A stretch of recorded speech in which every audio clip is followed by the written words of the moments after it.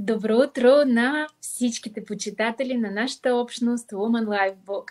Аз съм Анастасия Шахматова и днес ми е на гости Ирена Асенова, която е много интересна бизнес дама. Днеска ще поговорим с нея за съдбата, дали трябва да я се доверяваме или пък може да я промениме. Предстои ни много интересен разговор за добро утро. Надявам се да сте си сипали кафенце или чай и сте заедно с нас. Ирена, добро утро! Браво! Добро утро, Ирена е подготвена. Да, с кафенцето. Добро утро на абсолютно всички, ако някой ни гледа, и на тези, които ще ни гледат след това. Днес е много хубаво слънчево утро. Да, така е. Наистина времето ни радва и аз вече нямам търпение да стане истинско лято. И така, днес имаме с вас много интересен разговор и няколко думи ще кажем за самата Ирена. Ирена е бизнес дама, която аз познавам от известно време насам. Тя ми прави впечатление с нейния дух на жажда за живот. Познавам много млади хора, които са 20-30 години, които нямат такъв дух и желание за живот, за разлика от Ирена, но тя самата ще разкаже. Ирена, разкажете малко за вас, за вашия бекграунд, къде сте родена, с какво сте завършила, как сте започнали въобще пътя си като професионалист. Здравейте отново на всички. Аз съм Ирена Асенова, родена съм в слънчевия град Златоград, Южни Родопи. Израснах в едно прекрасно голямо семейство, голяма фамилия, но много бедно семейство. С тютюнопроизводство се издържахме, но беше много хубаво, весело детство. Завърших стенография и машинопис в град Смолян. Основното си образование в родния град, разбира се. След това отидох в Смолян, икономически техникум. Когато го завърших и трябваше да ходим на бал. И аз трябваше да отида вкъщи в Златоград да си взема 200 лева за самия бал. И когато аз отидох да искам от мама 200 лева, тя работеше в тютюнопроизводството, там тютюнев монопол имахме, всички мами обядваха в столовата. Единствено моята мама беше на лентата. Когато аз се качих и тя ме прекърна, ядеше кисело мляко от кравата и кисело зеле се направила. Това и беше обяда. Аз като видях, че моята мама се лишава само за да ме издържа, буца ми застана тук и я прегърнах, казах, че са ни пуснали в ваканция. Въобще не споменах, че искам 200 лева за Германия. Така аз завърших техникума с твърдо решение, че няма да продължа. Не отидох на бал, разбира се, прибрах се в моя роден град Златоград, започнах работа по професията, стенография и машинопис в една търговия на едро. Спомням си много добре това. Сутрин много рано ставах да помагам да ходя на тютюн, в 4 часа да нося кошница с тютюн, след това на работа. Какви маникюри, то просто ръцете от катрана ставаха ужасни, но аз с удоволствие го правех това, да помагам вкъщи на мама, и първата заплата, която взех от търговията, купих перална на моята мама, защото ние сме многочленно семейство с 4 деца, една кака имам, по-голям батко имах и брат и аз. Така започна моята трудова дейност в родния град. След това след една година се преместих в текстилна фабрика Константин Величков, пак по професията си, но учих и задочно. И тъй като пишах с 650 удара в минута, много ме търсеха да печатам дипломни работи за допълнителни доходи. Така аз много работех, за да изкарвам пари и да помагам в семейството. Ирена, това, което разказвате, е А, в момента възможно много се отличава от това, което се случва в ежедневието. Обикновено наистина родителите дават мило и драго на своите деца, баловете се празнуват като сватби. Тук аз чувам много различна история. Смятате ли, че това зависи от възпитанието или всъщност е част от един човек? Той просто трябва да се роди такъв, който влиза в положението, разбира и уважава своите родители, или все пак това се налага от родителя? Аз бих казала, че човек трябва да има ценностна система. Аз съм възпитана с такава ценностна система. Да уважавам родителите си, да почитам възрастните хора и може би има и малко от самата индивидуалност, разбира се. Аз може би съм с такъв характер, обичам да помагам и много обичах семейството си, обичах така да бъда в помощ. И така, на 23 годишна възраст си спомням, когато имахме един профилактичен преглед, но това е друга тема, може би да не я засягам сега или трябва. Това е част от съдбата ви. Тези от вас, които сте чели интервюто с Ирена, сте се запознали всъщност с доста предизвикателства, които се срещнаха в нейният живот. И за мен е ценно да поговорим за като цяло за съдбата на Ирена, за да може другите ние с вас да оценим своя живот, своя съдба и познавайки съдбите на други хора, на хора, които се справиха с много трудности, на нас ние много някакси по-отрезвяващо действат тези истории. Тогава спираш да бъдеш в ролята на жертвата и да се питаш защо само на мен това ми се случва.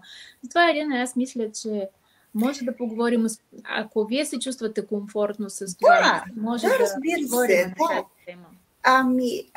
Аз, разбира се, на 23 годишна възраст така се срещнах с диагнозата рак, очи в очи. Моите родители, мама, татко, въобще всички много се стреснаха, особено мама. Аз го приех като наследствено, защото баба ми е починала от рак, майката на моята мама, и мама останала сираче и така е отгледана от най-голямата си сестра, която чувствах като баба. В същото време и моят дядо, аз бях във втори клас, когато той почина от рак. Някак си го приех, може би, че това е наследствено. Стегнах се. То е съдба, нали? Да, нещо такова, така го приех лично аз. Аз съм много силен характер и не се предавам. Аз по-скоро се притеснявах за мама, защото тя много трудно го преживяваше така. И в малкия град, аз живеех в много малък град, Златоград, както има предимства, така има и недостатъци. Слуха се разнесе бързо, аз съм млада, хубава. Това някакси... Това как се отрази на вашия живот?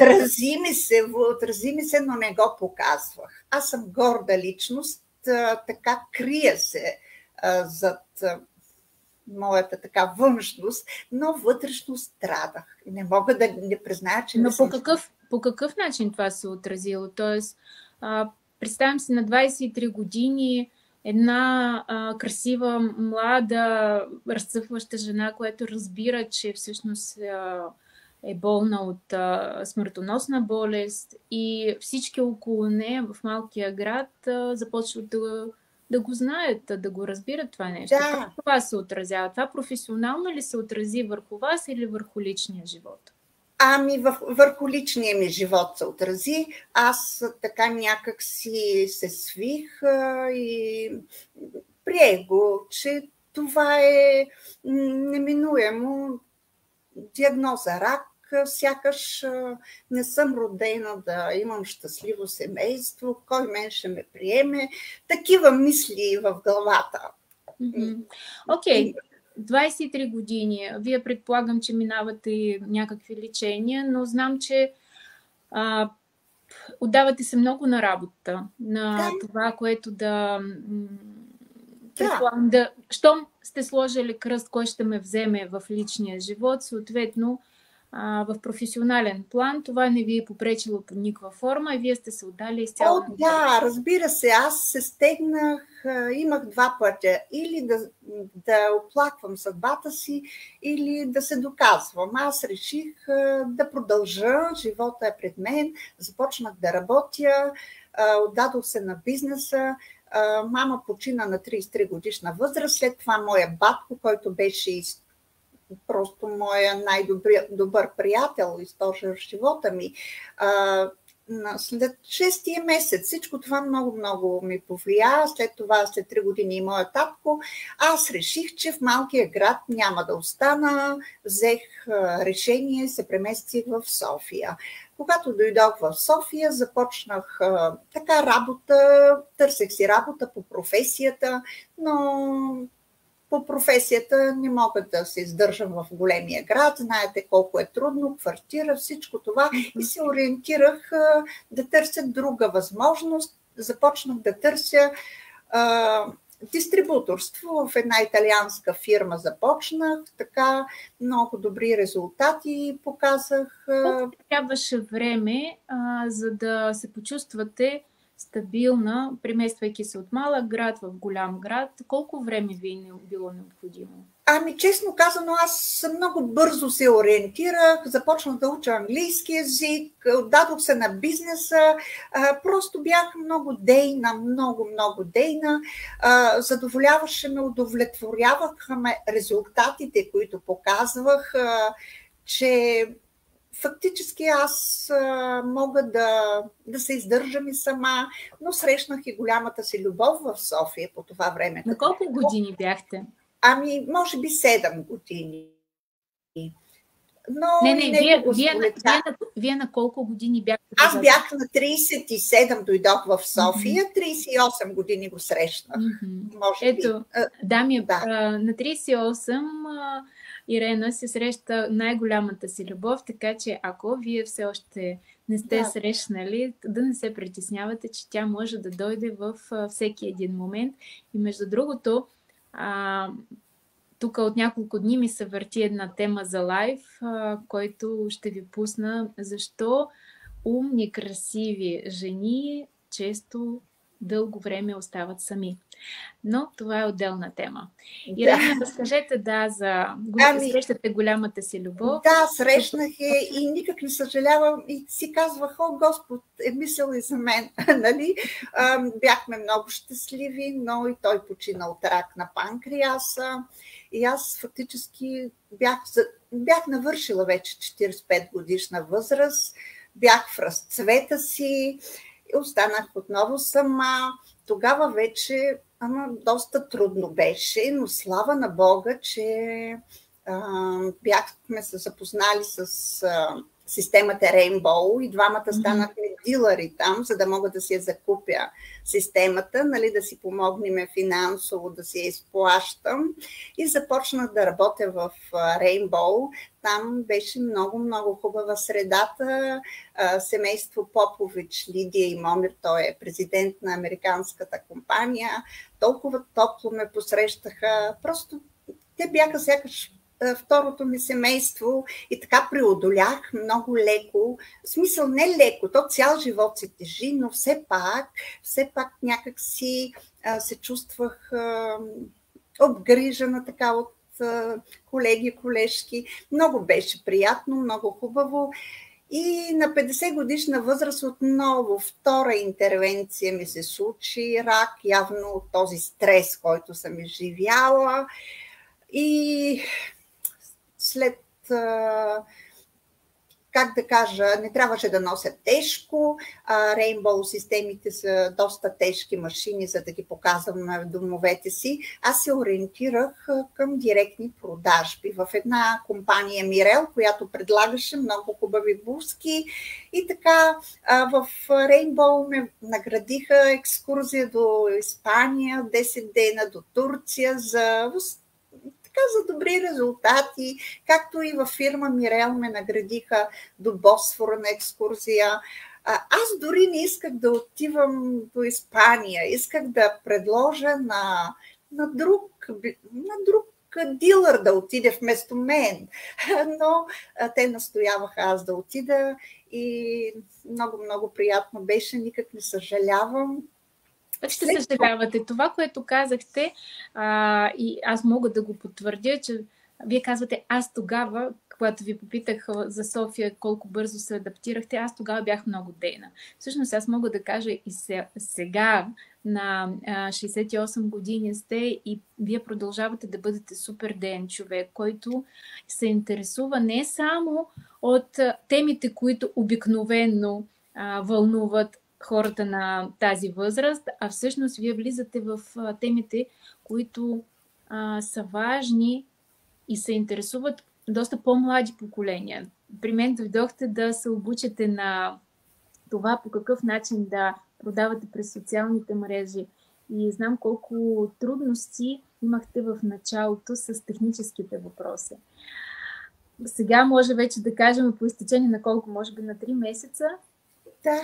Да, мисля, че 3 месеца направихме заедно в различни обучения, че в момента се справяте много добре. Да не говорим, че изнесохте от самостоятелен вебинар, който беше в онлайн пространство в нашия форум Мисли като мъж, действай като жена. Така че, Ирена, моята адмирация към вас, към вашия дух, към това, което сте вие и с това интервю искам да отнеса послание към много хора, към различни поколения. Към поколенията, което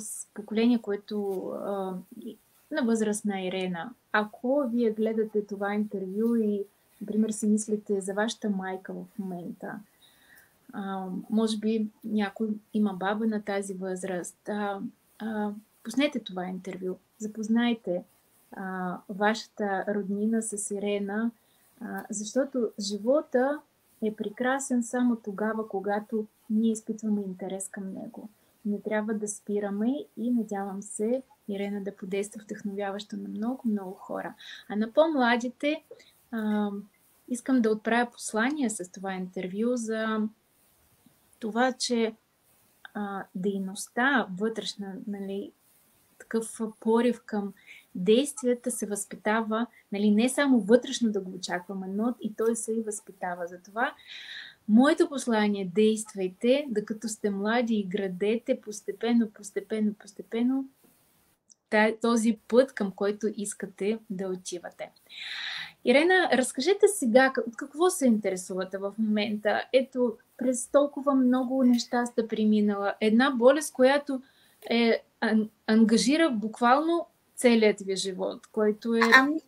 Да, така е. Аз, както споменах, вече на 50 годишна възраст ме сполетя, но слава Богу, че срещнах възможността MLM в една уникална компания, FM World, полска компания, в която започнах да се развивам много успешно.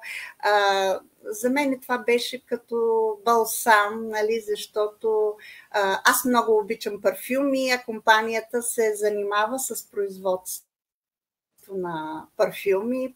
Тя буквално целият свят снабдява с аналог на маркови парфюми, след това и с козметика. Аз харесвам всички продукти на компанията, така започнах да се развивам.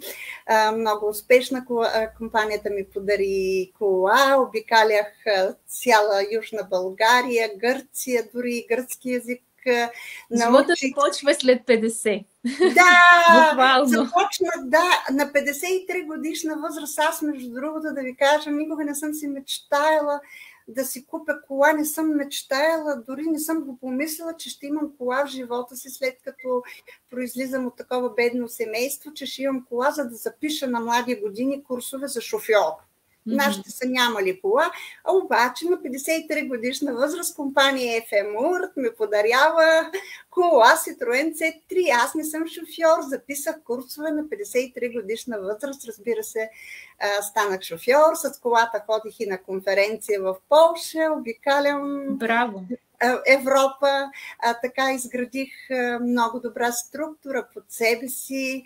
В MLM бизнеса просто може човек да постигне невероятни резултати, да сбъдне много мечти.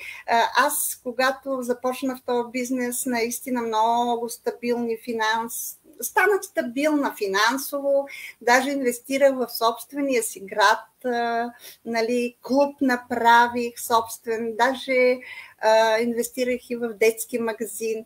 И мога само така една скоба да кажа на тези, които ни слушат или ще ни слушат, че препоръчвам MLM бизнеса, защото има много предимства пред собствения бизнес. В собствения бизнес се влагат много пари за стока, за оборудване на магазини, за заплати на магазинери и така нататък. Мога да изброя много. А в MLM бизнеса просто без инвестиция, безплатна регистрация, лидери, които вече са в компанията, изградена система за успех.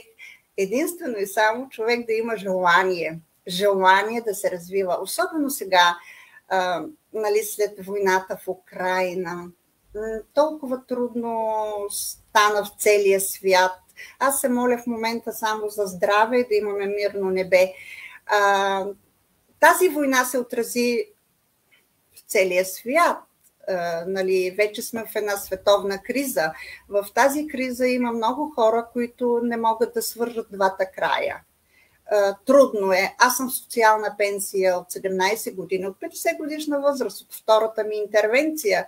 След това последва и трета интервенция, но аз не спрях да се боря, не спрях да мечтая. Имам големи мечти. За какво мечтаете?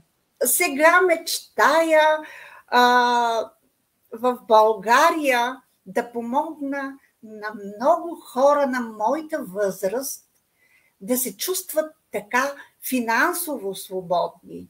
Много искам да помогна на такива женици. Нищо, че компютърно не са грамотни, защото сега света се обърна след пандемията. Преди пандемията се работеше много по-лесно, но след пандемията е много трудно. Ето аз на тези години се наложи да се запиша при вас за технически знания. И горе-долу, по-моему, се справям, но вие щом казахте. Аз мисля, че много добре се справяте, защото аз винаги повтарям, не трябва да се сравняваме с някой друг, който има много по-голяма опитност от нас в определена сфера, трябва да се сравняваме с себе си, вчерашната аз. И ако, Ирена, се върнем към Ирена, която дойде за първи път при мен, която не успяваше дълго време да направи поръчка през сайта, а днес тя вече прави Reels, тя прави Stories, тя прави вебинари през всякакъв вид платформи, както в Zoom, така и StreamYard. За мен това е огромен успех, огромно постижение на човек, който наистина иска да се развива и не вижда бариери и препятствия в постигането на нещата. Ирена, благодаря ви много за това интервю. Мечтите са ви страхотни. Аз пожелавам колкото може повече да се свържат дами с вас. Ирена предлага безплатна консултация, да може да я разпитате по какъв начин бихте могли да започнете, например, своят бизнес в MLM индустрията. Тя може да ви разкаже и за своята компания, от която тя е супер доволна и работи в нея вече от 17 години. Съответно, ако вашата майка, ако вашата баба, ако вашата леле или който да било, или самата вие се интересувате от това нещо, свържете се с Ирена, ние ще посочим нейните контакти и говорете с тази жена, която има огромно сърце и желание да помага. Много благодаря, Стаси, за тези хубави думи. Наистина, моята мечта е да помогна на повече хора. Пожелавам ви го и пожелавам на всяка една от вас, на всяка една от нас мечтите ни да се сбъдват. Живота е твърдо кратък, за да живееме някакви неинтересни събития да изживяваме. Мечтая си да посещавам всяка година по една екзотична така. Минимум една година. Аз предлагам да не слагате. Минимум, добра дестинация да посещавам. Мечтая за това нещо. Да, наскоро се върнахте от Дубай. Аз пожелавам всеки пенсионер да може да си позволи пътешествия, както вие го правите. Дали със собствена кола, дали със самолет, но да продължава да иска, да пътува, да живее, да се наслаждава на живота, а не да се страхува от утрешния ден. Това е моето послание. Благодаря, Ирена. Прекрасен ден от мен. Благодаря на всеки, който ни е гледал и благодаря на всички, които сте ни писали. Целуваме и ви прегръщаме и ви пожелаваме невероятно прекрасен ден, който да остави незабравими изживявания в вашата памет. Чао, чао! Благодаря за поканата. Хубав ден на всички!